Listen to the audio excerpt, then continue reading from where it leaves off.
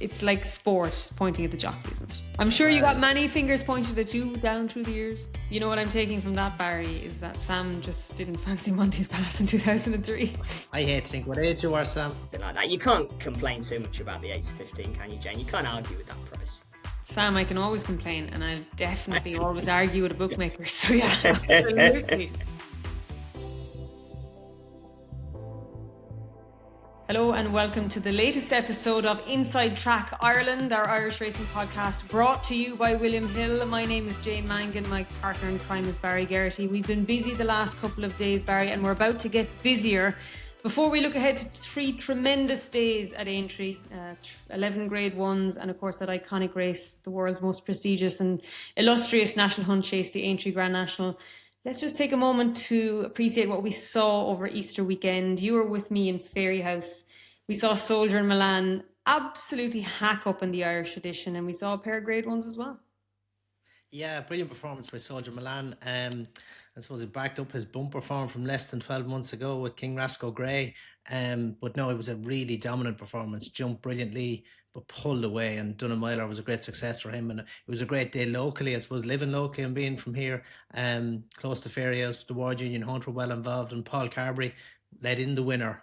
He's a whip with the Ward Union for the last 22 years. So it was a good local day all around, but brilliant result for Dunna and Emmett Mullins. What a trained performance for him in. Yeah, they're just, Paul Byrne and Emmett Mullins are like the kings of unconventional. They did it with Noble Yates. They won a Grade 1 at Punchestown with a getaway horse. What was his name again? I'm out. I remember the horse. I just can't think of his name. Fairnilly. And he had yes. just gone over fences, and he won in open company, not novice company. And to do that with Soldier Melon, like he's a horse I think we'll be talking about with reference to Aintree next year. He looked from probably a mile out, anything bar fall, he'll win.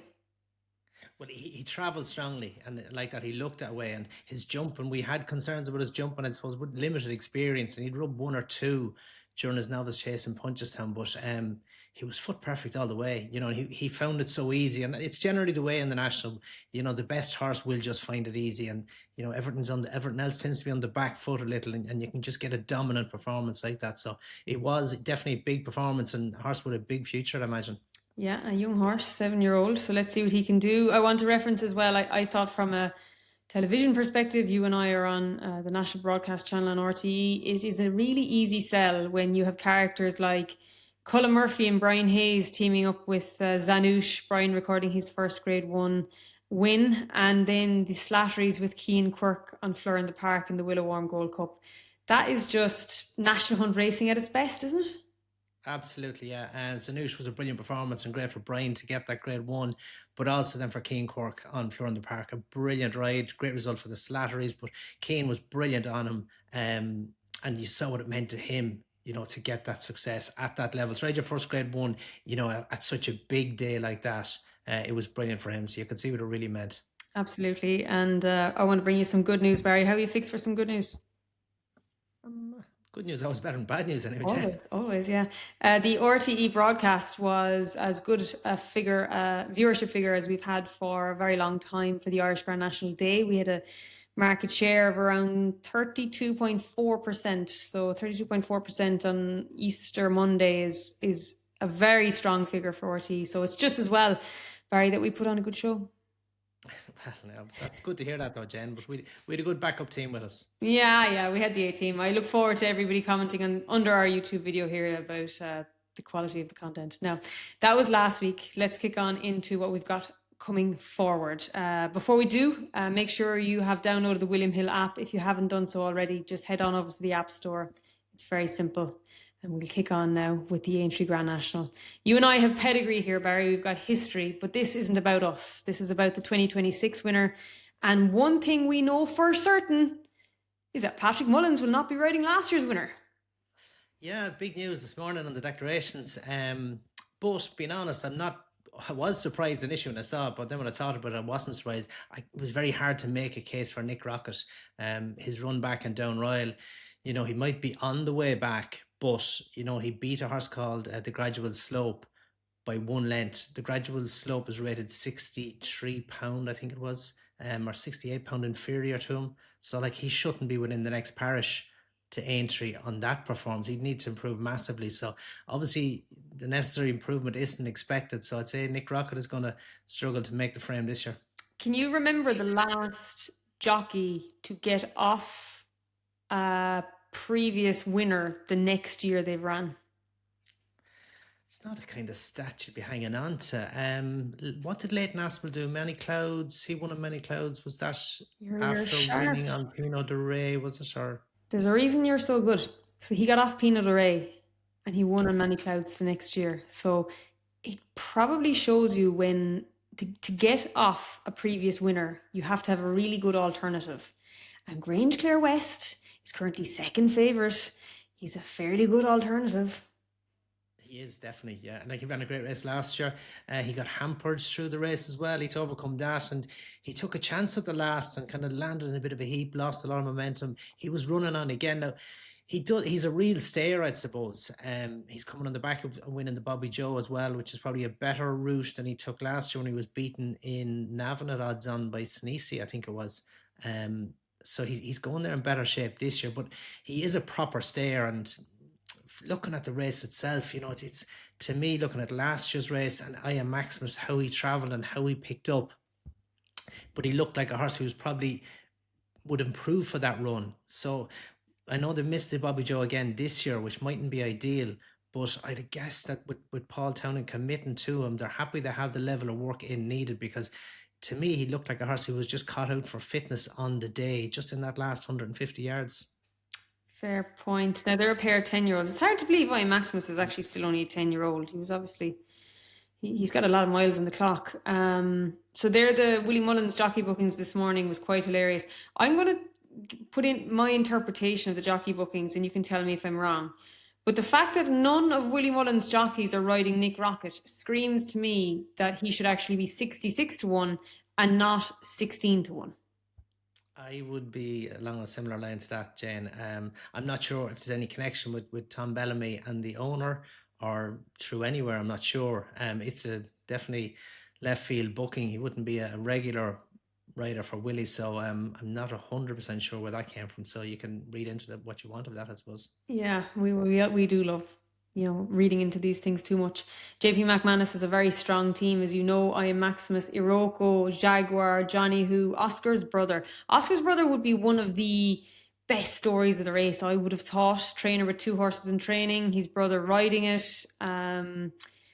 JP bought the horse during the season with probably this race in mind, and I thought he was a real eye catcher in the Brown Advisory. The further he was going, the better he was finishing.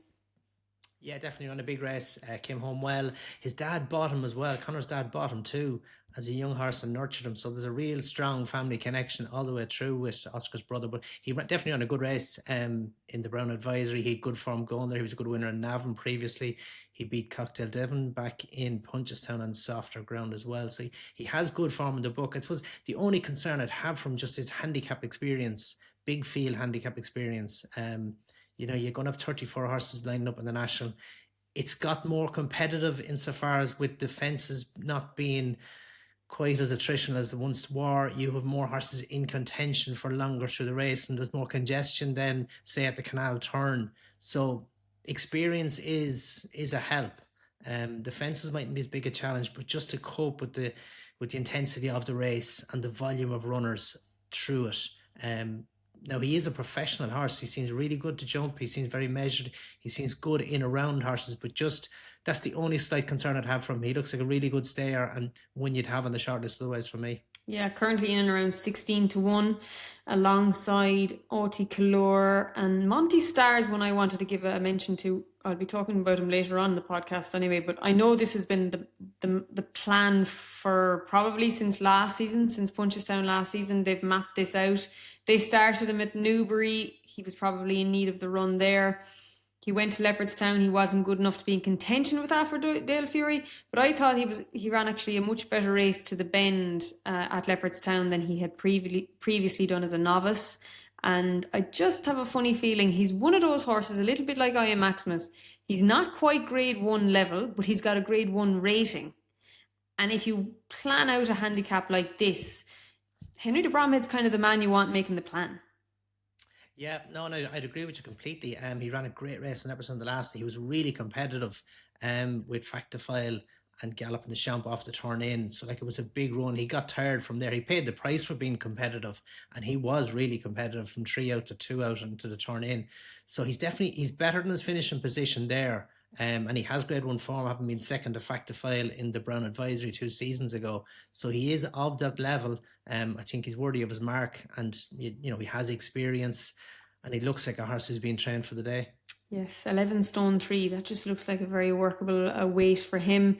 It's worth referencing at this stage that Spillans Tower is declared for the race. Simon Torrance is jocked up to ride, but obviously the first preference is that he runs in the bowl on Thursday. So for anybody who's interested in one of the reserves, if he does in fact run on Thursday, ground permitting, he will be a non-runner for Saturday. You just have to be a non-runner before 10 a.m. on Friday for one of the reserves to get in. And Barry, there's a lot of, I suppose, people, owners, trainers, kind of sitting on tenterhooks hoping that they'll get a run in the National. So things like that are vital. Horses could fail vets between now and then. Something could go wrong. Something mightn't travel. God knows we have protests here on the motorway. You might miss the boat. There's a lot to happen between now and Saturday. There is a lot can happen, especially in the world with a horse. But like that's Spillans Tower, and I think whichever road he goes, I think he has a chance. We'll get to the bowl in a few minutes, but if he did line up on the National, he definitely would have a shout there. You know, good run in the Cotswold Chase. His only run over fences, as I'm sure you know, Jen, this season. So, and go back to his second to Factifile in the John Durkin last season. Like he has some strong form, so I think he's worthy of his mark. And if he was to line up here and not run on the bowl, he'd be squeezing into my. I know we were doing our analysis and getting stuff together, our notes together. Jen, you managed to get 6 horses into your list of your first 5. I'd have put in 10 into my top 5, to be honest. Yeah, well, I have 5. I have 5 in my 5, but I would go for a 6th one if Spillans Tower is running on Saturday. So I'd say we'll get to him on the ball, but he would have a shout in the National if he did line up. Okay, well, I just want to run down through them because obviously there are 34 in it. I Am Maximus is currently favoured ahead of Grange Clare West. Panic Attack, chance for a mare to win the race? Yeah, it's been in 1951, I believe, since a mare won it. But Jessie was second with Magic of Light a couple of years ago. So it's not impossible. She's a nice weight, 10.5. She won the Paddy Power in Cheltenham in November. She won the Old Hennessy in Newbury at the end of November. Good third to Dino Blue at the Cheltenham Festival. You know, probably question mark, would she get the trip? But she got 3-2 in Newbury. Jumps really well. I just think she's still off a nice mark, considering that run in a Grade 1. Against Grade 1 company the last day. Nickel Coin, 1951. Good research, good memory. Well done, Barry. Final orders for Gavin Cromwell, the William Hill ambassador, who hopefully will build on a fantastic win at Cheltenham. Jerry Colomb is the choice of Jack Kennedy for the Gordon Elliott team. Jordan's a big ride for Ben Jones on the Joseph O'Brien train. Jordan's, of course, JJ Slevin rides Banbridge, who's actually a bigger price in the markets at the moment. Brian Hayes not riding Grange Clare West. He rides Spanish Harlem, who was unlucky in the Thyestes as well. Is there anything at a bigger price, Barry, that we haven't mentioned before we move on? I think Stellar Story. He is £21 better off with Grange Clare West for 14 lengths in the Bobby Joe. Now, ideally he would want it on the slow side, but 4.5 mile might counteract what he'd need in slowness. But he's definitely a horse not without a chance. You know, he's a proper stayer. He, to me, and Grange Clare West would be the real stayers. And the classier horses, you'd just think, I Am Maximus, if Spillans Tower went here, Panic Attack, those classy ones just might have the edge against the real dour stairs. Okay, well, we will get on to our selections and our 1, 2, 3, 4, 5 at the end of the show. So hold on, listen out for a few more nuggets, because we will build to the final. I suppose the culmination is the Grand National. It's the race that everybody wants to win. The Gold Cup might be all about class, but the history, tradition, and I suppose the reach, global reach of national racing lies with the Aintree Grand National. William Hill have an epic boost live racing each and every single day of the Aintree Festival. So from Thursday through to Saturday, keep your eyes peeled for the latest epic boosts. I did mention that there are 11 Grade 1s across the 3 days at Aintree. So Barry, let's come back towards Thursday, and we'll start with the Juvenile Hurdle.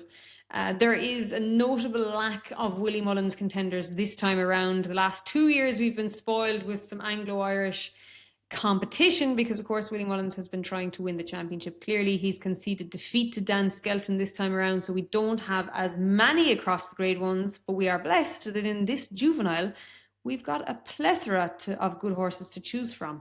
Where would you like to start? Well, it's very competitive. Obviously, Cheltenham form comes to it here. You have the second, third, and fourth: Maestro Conti, Manila Study, and Selma Devari.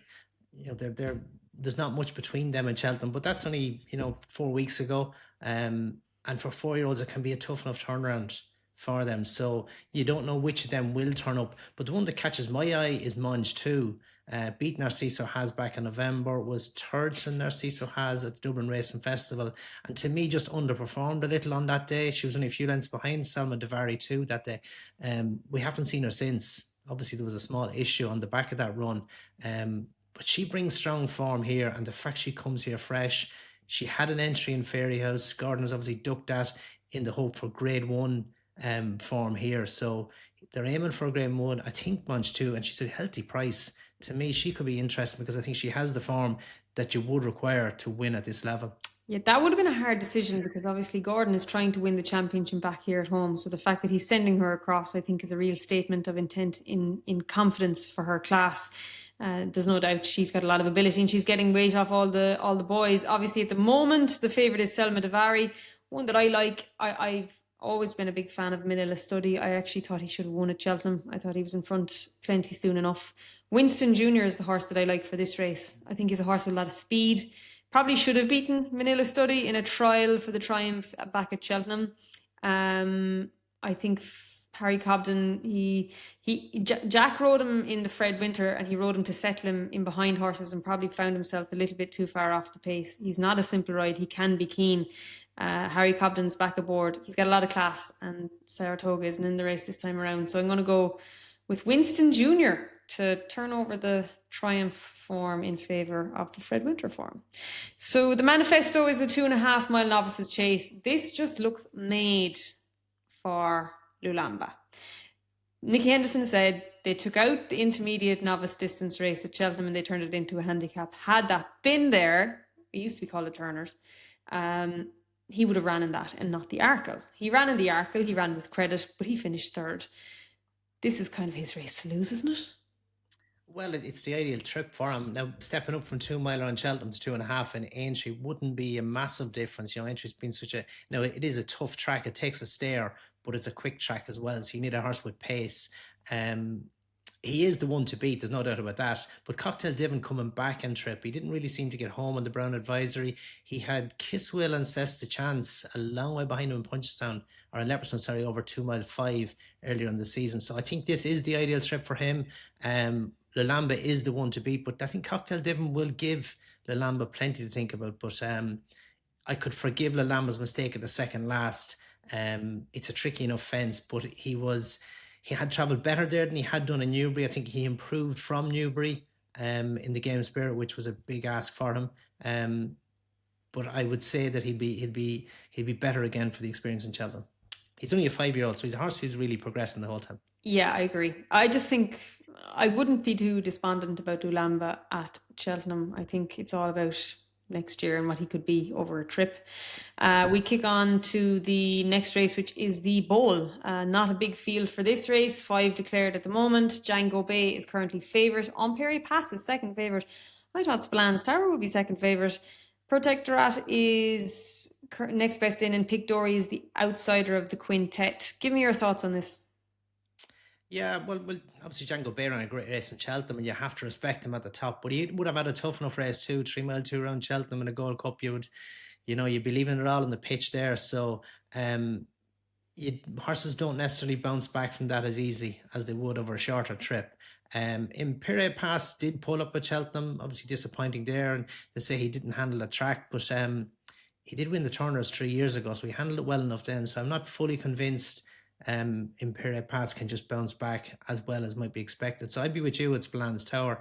I think he's the danger to Django Bay. He's only rated, I think, £2 or £3 below him. So his handicapper puts him in a similar bracket. He's only won his one chase that he's running this season, the Cotswolds. He won it nicely. Beat Venetia Williams' horse, Lahan Press. So no, he's, to me, and I can go back on his form as I mentioned earlier, second to Fact to File in the John Durkin last season. So he's a high class horse. I think if he runs here, he's probably the value. There's no reason why he wouldn't give Django Bay plenty to think about, and especially with Django Bay on the back of a tough race at Cheltenham. Yes, I really hope he runs here because I think the race is made for him and it is a small field, so we shall see what happens. The other grade one on the first day is, of course, the Aintree Hurdle, 2.5 miles. Brighter Days Ahead, currently top of the market with the New Lion, who I think this is his trip. I'd say probably... Did he just get caught out for pace or did he just get outclassed in the Champion Hurdle? He definitely got caught for pace, and as I mentioned just a few minutes ago, like 2 miler in Cheltenham versus 2.5 in Aintree, it's not a massive difference. A little bit further is all you could put it down for. But to me, Brighter Days Ahead, she's been very consistent this season. Ran a brilliant race in Cheltenham, and Lossiemouth probably softened up Brighter Days Ahead for the opposition. If you took Lossiemouth out of the Gold Cup, I think Brighter Days Ahead would have been an impressive winner. But the fact that Brighter Days Ahead had to try and beat Lossiemouth from the second last, I think it gave the opportunity for the New Lion and Alexi and those to close up behind. So she's a one here over course and distance as a novice, so she shouldn't have an issue there. But I'd imagine she should have the class. To me, she has the pace to beat these. So I think Brighter Days Ahead, once she's none the worse for her run in Cheltenham, to me, it'll be the one to beat. The New Lion, yeah, he might be a bit better, but I don't see him having the pace. Alexi is probably the darker horse at a fancier price who could trouble her, but on the book, Brighter Days Ahead for me. The mare for you, just a quick reference on the other mare, Golden Ace. Do you think she's just a 2 miler or can she be competitive over this distance? There's no reason why to say she wouldn't get it. She was a strong stay over 2 mile a few seasons ago as a novice, so she's going to get better with age as regards trip. But class will win your race, and if you have the pace that Brighter Days Ahead showed at Cheltenham, a reproduction of that should take care of the opposition, and Golden Ace couldn't cope with her at Cheltenham, so I don't see why she's going to reverse any form here. Yeah, interesting. And the other horse I want to mention is El Fabiolo. I think at the distance he becomes interesting. I don't think obviously he's the class to win a Champion Hurdle, but they skipped Cheltenham with this race in mind, and it just wouldn't surprise me if he was competitive to the second last. Whether he's good enough to last from there home, I don't know. But on his day, when he gets his jumping together, he's got a lot of talent. He is a good horse, but I'd be disappointed for the opposition. He's been around a while. If the New Lion of Brighter Days Ahead got beaten by El Fabiolo, you'd be just... Yeah, it'd throw a question mark over the strength of the Champion Hurdle form, really. Yeah, okay, fair point. Okay, that brings us to a close on the first day. The Mayor's Bumper is also on the first day of Grade 2. I think Jeremy Scott's filly will win that. Is it Jeremy Scott's filly? The Success Days filly? Scott, yeah. What is your nap for the first day? Nap for the first day. What was it going with? I'm really sweet and Munch too. Yeah, I really am. I see it. And I suppose of the other races, maybe the Red Rum Chase, I thought In the Pocket fell when getting into contention in Cheltenham, coming from a long way back. He has form around here as a novice as well, so it's a place he likes. Henry de Bromhead could have a good couple of days. I'm going to go with Splans Tower. I think that's the race for him, and I hope it all works out. We'll see. Will patience and perseverance pay off? By the way, if you're looking forward to the Irish racing this weekend, then don't forget that William Hill have a bet 10 get 5 offer. It's as simple as it sounds. You simply bet €10 on any race this week and you get a €5 free bet for the weekend's racing. We kick on into the Friday and we'll start looking at the William Hill sponsored Mildmay Novices Chase. It's for staying chasers, 3 mile 1. Salver is currently top of the market. Wendigo, Gold Dancer, Regent Stroll. There's just this is not to disrespect any of the horses, but there's a distinct lack of wow there. Yeah, it's grade 1 by name, but it's probably grade 2 by quality maybe. But it's competitive, and I think it's really competitive. Regent Stroll is a horse who's been highly thought of, but he was behind Gold Dancer and Cheltenham the last day when they were behind Meet Me by the Sea and the Jack Richardson. Salvor stayed on behind Kitzbühel and Final Demand in the Brown Advisory. I think 3 Mile and Aintree is going to be sharp enough for him, and he is a good stayer, but even softer ground would be better for him. I think emphasis on stamina are the key to him. But I thought Gold Dancer showed good improvement for the better ground. I'd lost confidence or faith in him through the mid part of the season, and soft ground he disappointed a bit, but I think getting back in better ground is the key to him. Trip would be ideal. I don't see any reason why Regent Stroll can reverse the couple of lengths he finished behind him at Cheltenham. So no, I think he could be the one here. Yeah, I actually like Regent Stroll. I think the track will suit him. Don't really see him as an out-and-out stamina horse. I think he's got a little bit of class. And Paul Townend obviously replacing Sean Cleary-Farrell on Gold Dancer. Maybe Regent Stroll can get a little bit closer without the claim, but on ratings there's £8 between him and you're the better according to the handicapper. But as I said, when I looked at that race, I just thought, don't know if we'll remember this race. One horse that I did remember from Cheltenham was Sober Glory. I thought he was probably a little bit unlucky not to come away the Supreme Novice Hurdle champion. He is currently favourite for the That Prize Guy Top Novices Hurdle. That's a great one, 2 Mile Novices Hurdle. Baron Noir is second favourite. He finished 4th in the Supreme. Sinatra's got the hood on for the first time. It's not a big field. There's 6 declared. Barry, what are you thinking? Yeah, it probably lacks a bit of depth too. The Sober Glory is probably one of the unluckiest horses at Cheltenham. Had he jumped the last, I think he was going to take beaten. Ben Jones committed off the turn in. Maybe if he's to do it again, he might just have saved a little bit longer. He had them on the stretch, but it was a great run, even in his own finish where he finished.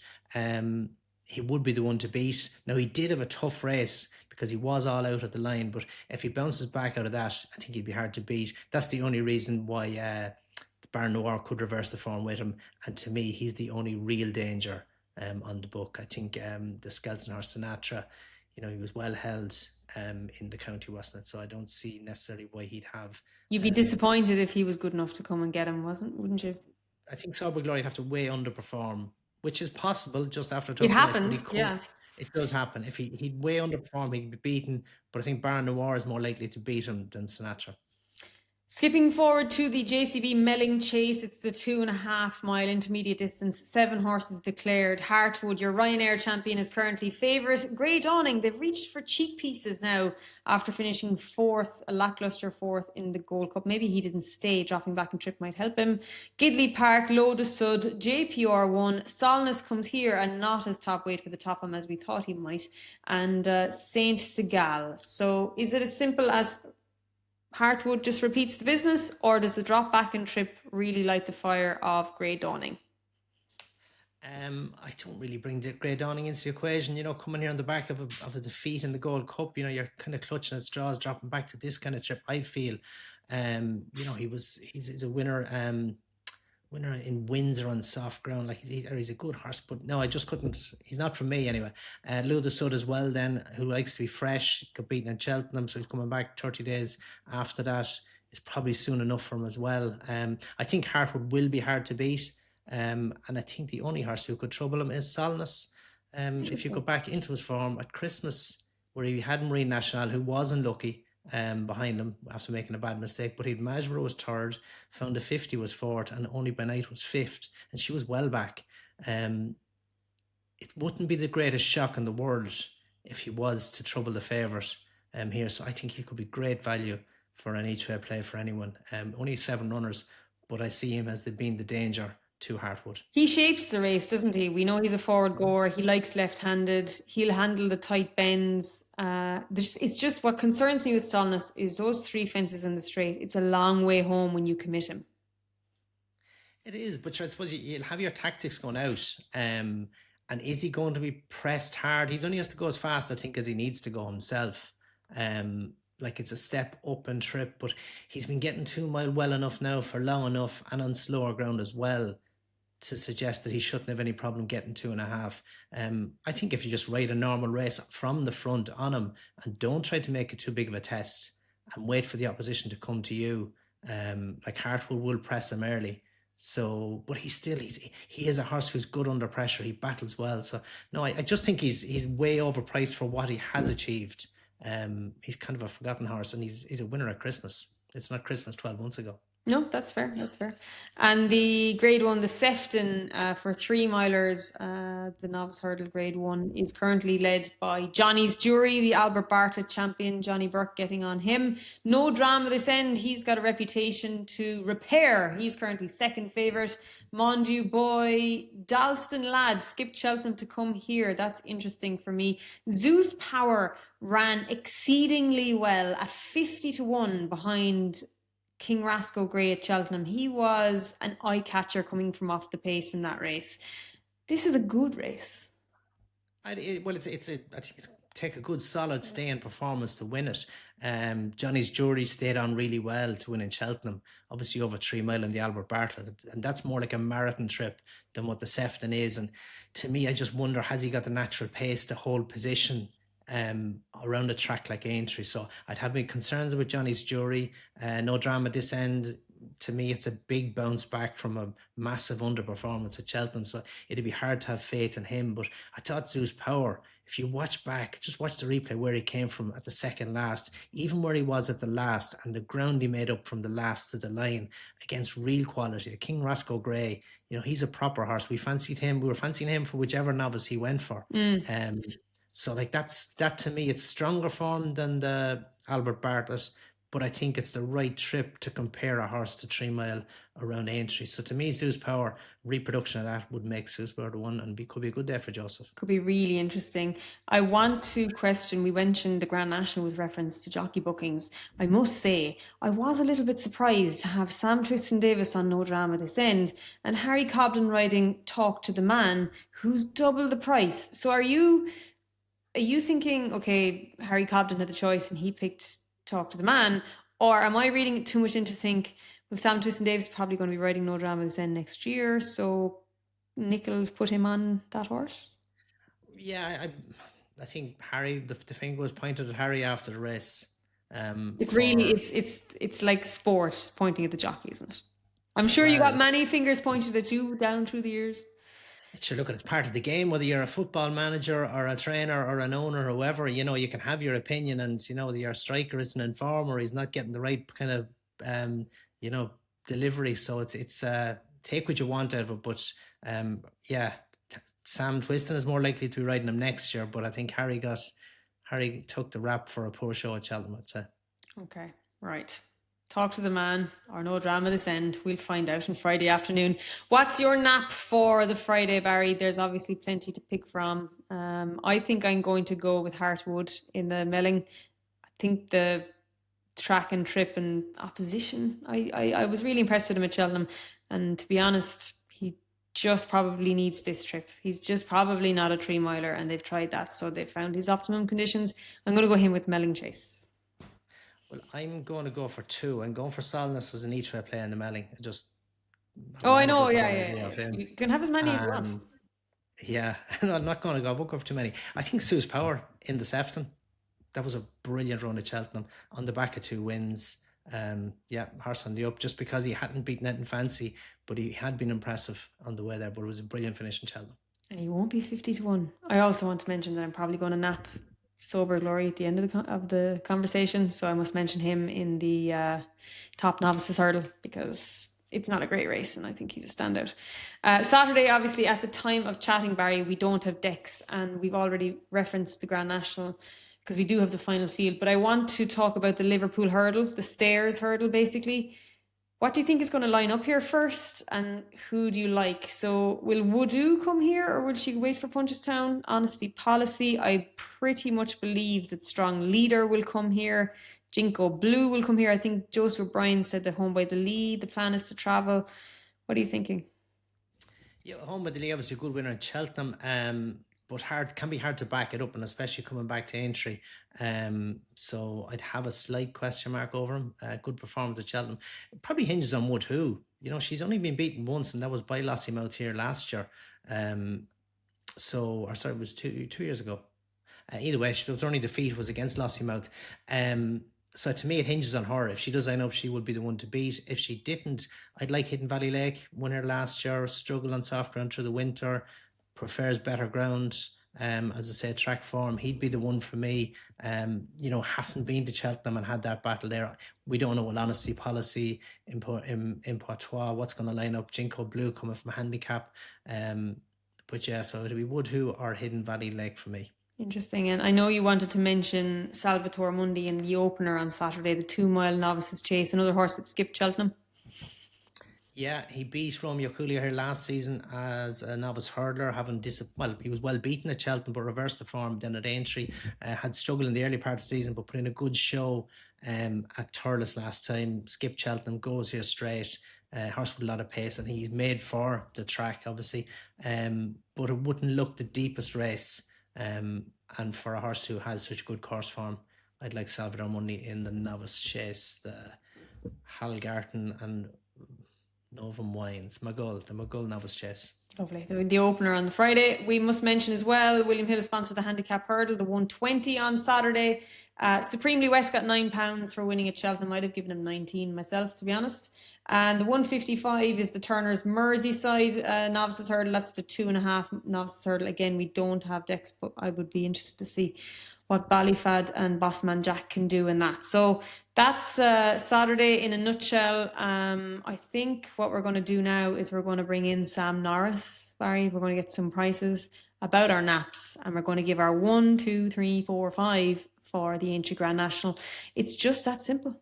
Now it's time to bring in Sam Norris straight from the trading room at William Hill. He can give us all of the freshest market moves and support and drifters and all of the above. Sam, how much do you enjoy, relish, or how do you approach Aintree? Is it one that you enjoy or one that you prefer to avoid?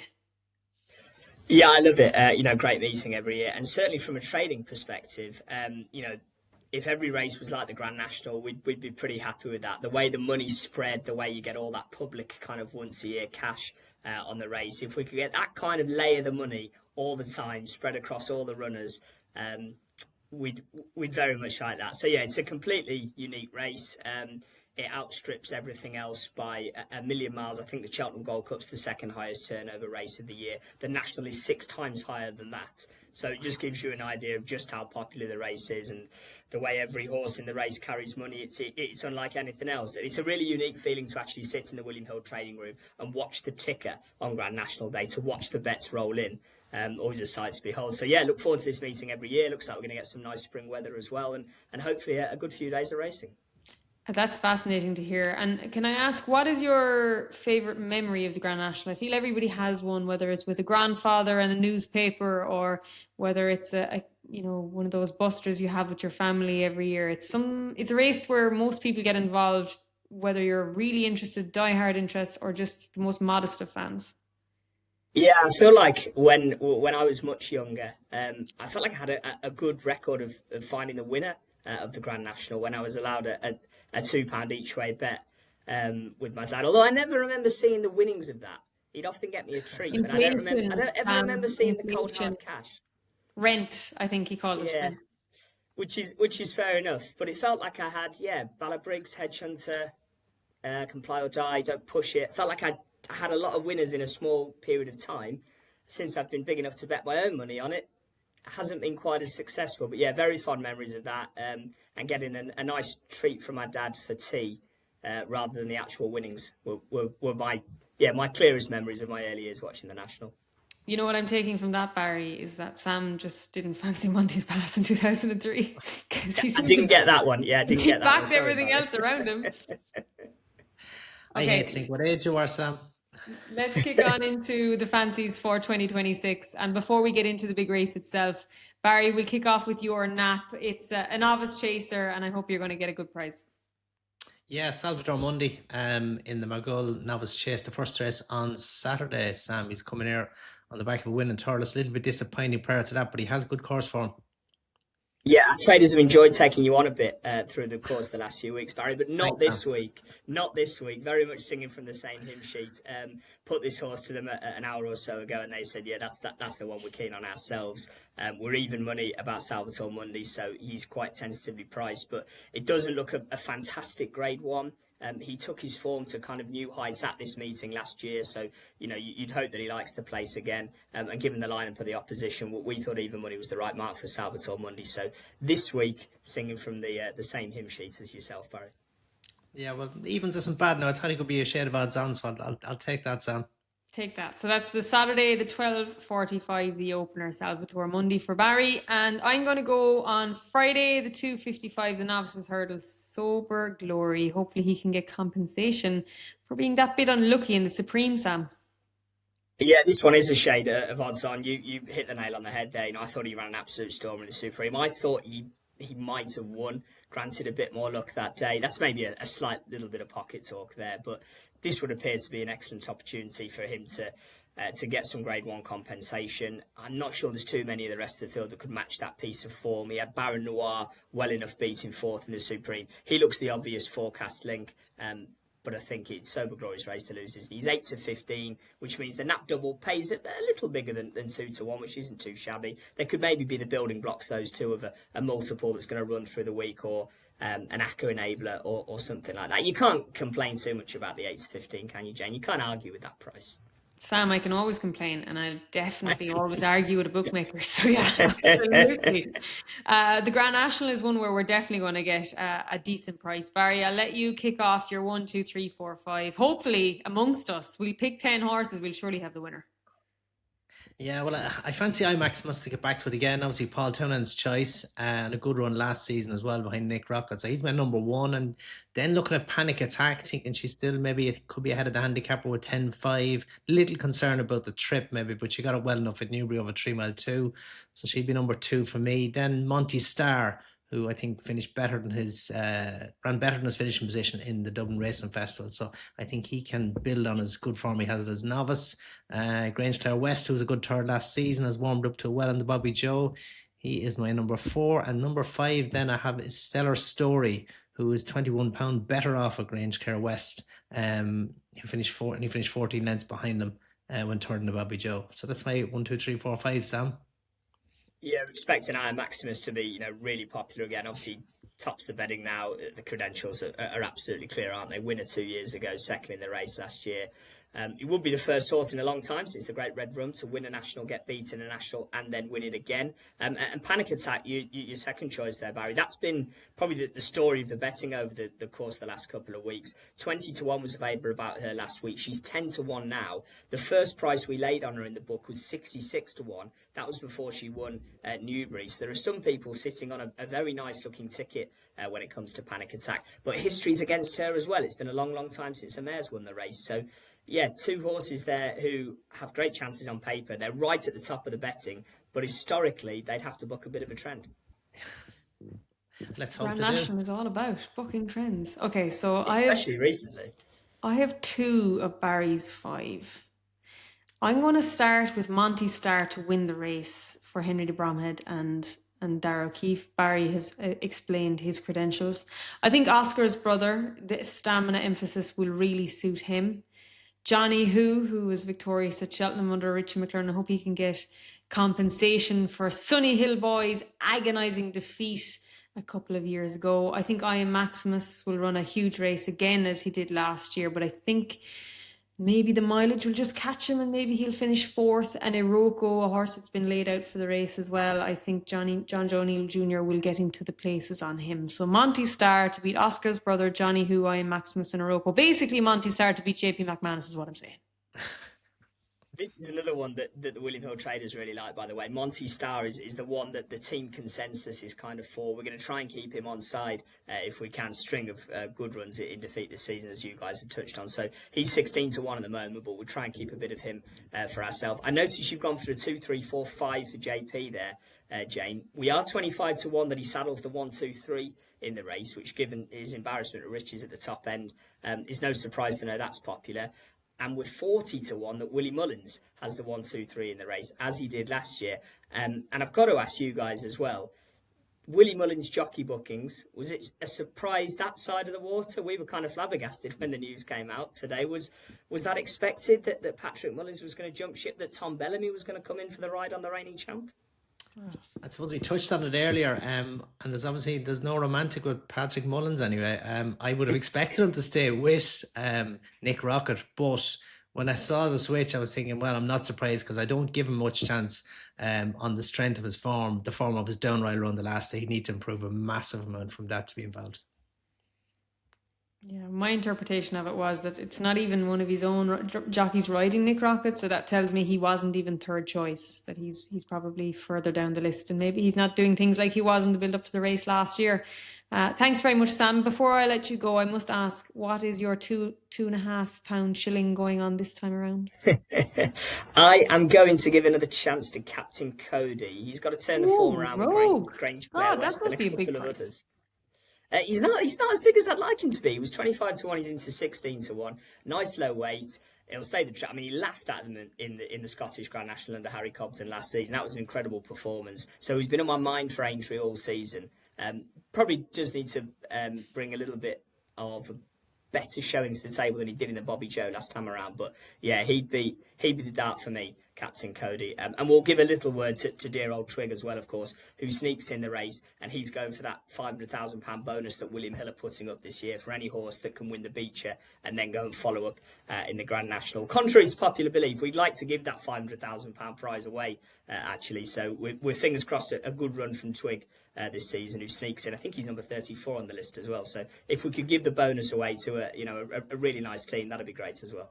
Well, he's in with a chance, he's in the race, and it's worth noting that there could be a couple of non-runners, so the likes of Pied Piper may yet still get a run. Thanks very much, Sam. We wish you all the best at Aintree with your selection, Captain Cody, and with anything else you're getting involved with over the weekend.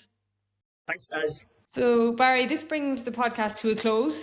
For those who are watching and or listening, don't forget that if you're looking at the weekend's cards and you have some fancies that are in the same race, you can actually combine them in a racing bet builder with William Hill. That's explained on the app or indeed on the website. It gets going each morning ahead of the day's racing. Barry, you're heading to Liverpool tomorrow morning. I'm not sure when I'll get there, if I get there at all. There's a lot happening. This is a fantastic time of year, and it's one of the treats of the National Hunt season. That's it for today.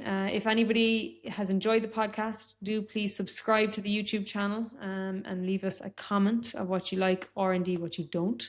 We still got Punchestown on the horizon. Punchestown obviously clashes with the Guineas, so the flat fans can tune in, and we'll get going into the summer with regards to that. There's an awful lot happening, so please do follow us on Instagram, on X, on socials, and we'll sign off here. For all of the best prices, always go to William Hill. If you haven't already done so, download the app, and of course, always gamble responsibly, 18 plus, and we'll see you after it's all over.